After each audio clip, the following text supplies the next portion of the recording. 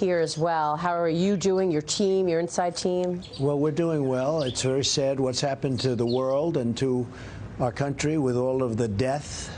We are going to build our economy back bigger than ever, but with all of that death, you can never replace what's taken. And it's very sad for a lot of families that are so horribly hit and so unnecessary. They could have stopped it. They could have stopped it in China where it came from. But didn't happen that way.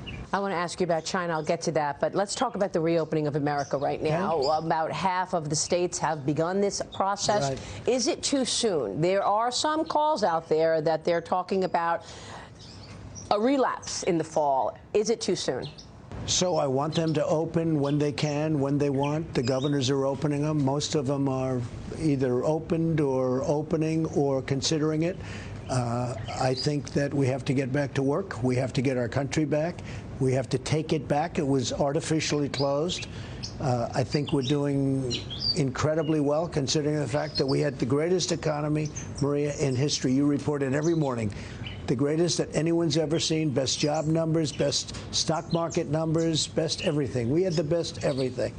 And in addition to military being strong, all of the things we've done, and we had to just one day, boom, close it. We did the right thing, and now we got to get back. We got to bring our country back, and it's going to happen, and it's going to happen fast. We're going to, I call it a transition to greatness. You're going to have the third quarter. People are starting to get into that right now, but it's going to be a transition. That's a transition quarter.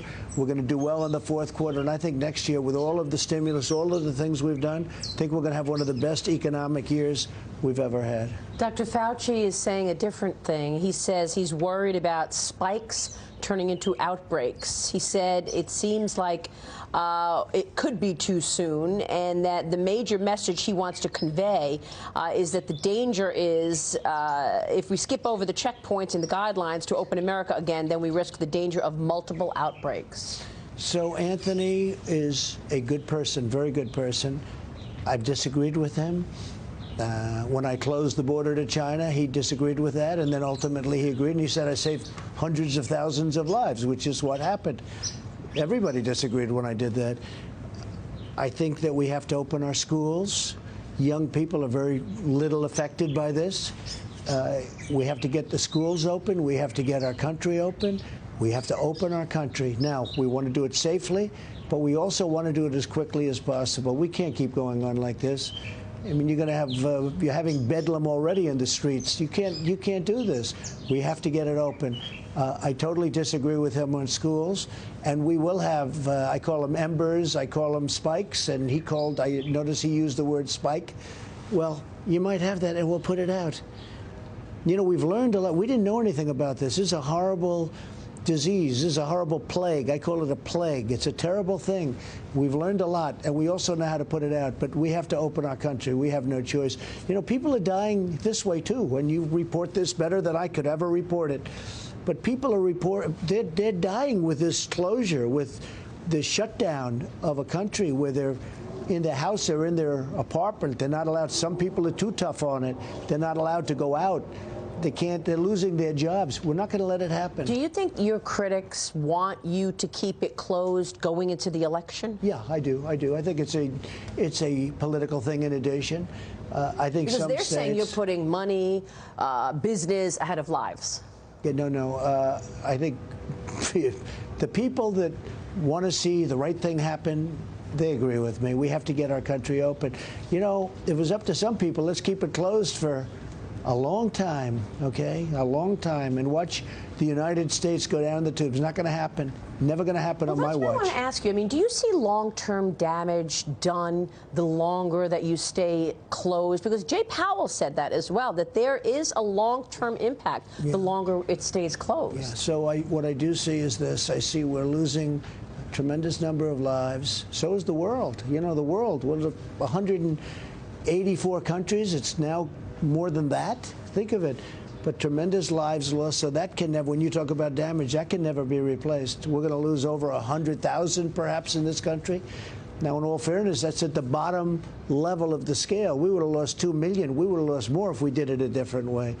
But you're talking about 100,000 more, a little bit less, more, who knows? It's a terrible thing. No, so that can't be replaced. We're spending trillions of dollars on all of the damage economically, financially that it's caused. So it is a terrible thing. It's just an incredible thing. We were sailing 2 months ago. We were sailing. We were going. We had the best of everything. It was the best unemployment situation in my lifetime, certainly. And now we're talking about 33 million people filing for unemployment. Even after $10 trillion in stimulus, that's all going to come back. Bankruptcies. The lives won't come back. That's all going to come back. It's going to come back fast. Now, with that, we're spending money, we're borrowing money, we're spending money. All of that stuff is bad, but all of that's going to work out. That's going to all come back. We have a strong dollar. We have a great country. The people want to go back to work, and they don't want to lose their jobs, by the way. So you want a strong dollar? Because in the past you've said you didn't want a strong dollar. I'll tell you what, it's a great time to have a strong dollar because the whole world, we're paying 0 interest rate. That's never happened either. We're paying so low. Everybody wants to be in the dollar because we kept it strong. I kept it strong. Now, from a trade standpoint, it's tougher. But from a country standpoint and an inflation standpoint, you don't have inflation, you don't have problems. Now we have a strong dollar, and right now it's good to have a strong dollar. Mr. President, I can live both ways. You understand that. But right now, having a strong dollar is a great thing.